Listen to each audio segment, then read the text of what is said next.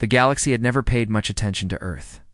It was a small blue world on the edge of mapped space, inhabited by a loud, creative, and stubborn species that called itself humanity. Many greater powers saw humans as clever but weak, emotional but short-lived, and mostly unimportant in the vast political struggle of the stars.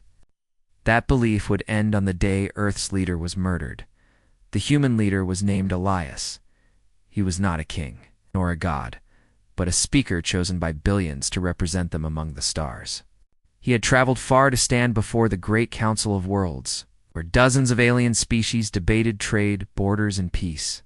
Elias arrived without weapons, wearing simple human clothing, carrying only words and hope. The council hall was a massive ring of floating platforms, each one built to suit the biology of a different species. Some were filled with water, some with air, some with strange glowing mist. Elias stood on a small metal disc made for humans.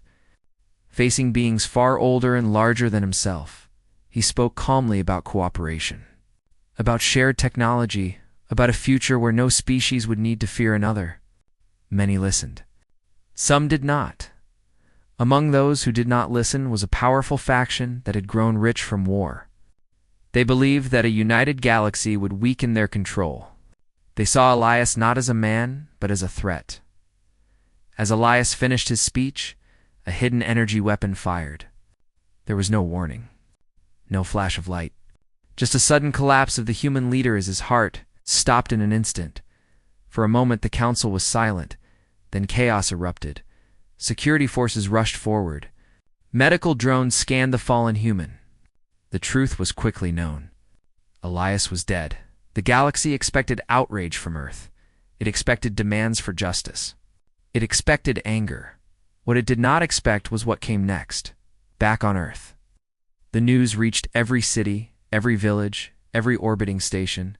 People watched the footage of their leader falling, his alien faces looking away, of the council failing to protect him. There were tears. There was grief. But above all, there was something far more dangerous. There was unity, for the first time in human history. Every nation, every culture, every political group stood together. The arguments that had divided them for centuries seemed small in the face of what had happened. Someone had murdered their voice. Humanity did not scream. Humanity prepared. Within days, Earth's factories shifted. Civilian ships were converted. Research labs stopped their old projects and began new ones. Military forces that had once pointed at each other now shared codes and resources. The galaxy saw none of this at first. It believed Earth would send angry messages and then fade back into weakness. Instead, Earth went silent. No transmissions, no trade, no signals. That silence lasted 40 days. On the 41st day, a single human ship appeared at the edge of the Council's territory. It was small, unarmed, broadcasting a simple message: justice will be served. The Council dismissed it as a symbolic gesture. They were wrong. Human engineers had always been underestimated.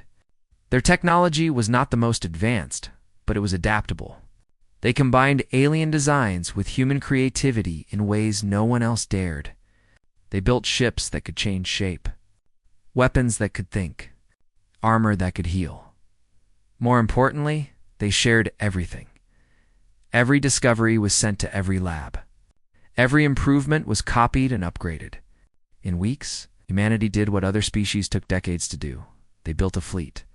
Not a fleet for conquest, a fleet for judgment.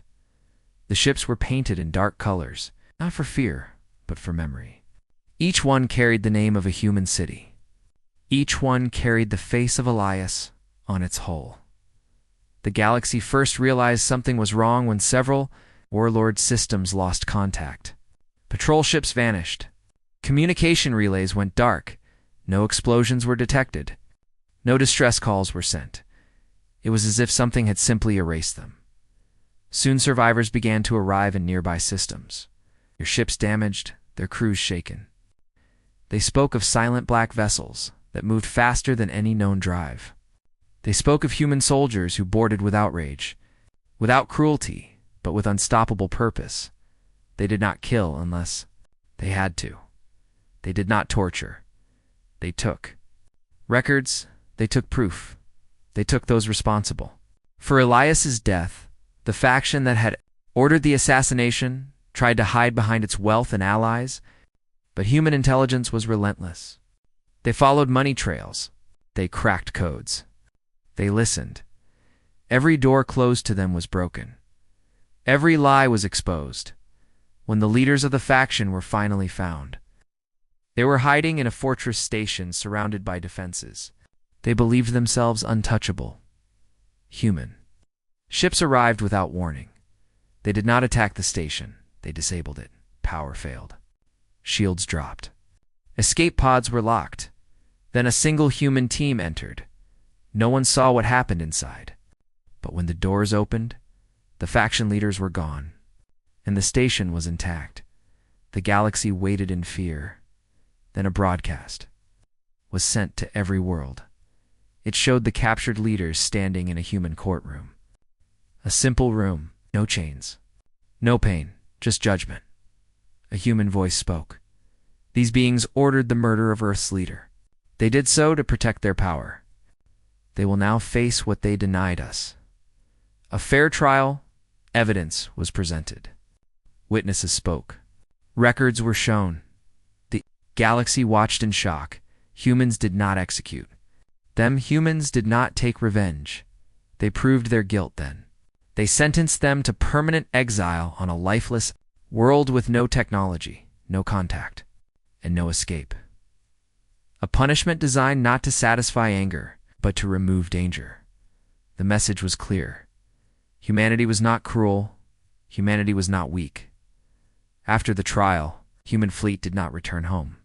It spread across nearby systems, offering protection to small worlds that had been bullied by stronger powers. Pirates vanished. Slave traders disappeared. Corrupt rulers were exposed. The galaxy began to whisper a new word. Human, it no longer meant emotional or fragile. It meant relentless. It meant just. It meant terrifying. The council tried to apologize. It offered treaties and trade. Humanity accepted. But on new terms, no more secret weapons, no more hidden factions, no more murders in the dark. They demanded transparency. They demanded shared security. They demanded that every species be protected. Not just the powerful. Many resisted. None could stop them. Years passed. Human cities grew among the stars.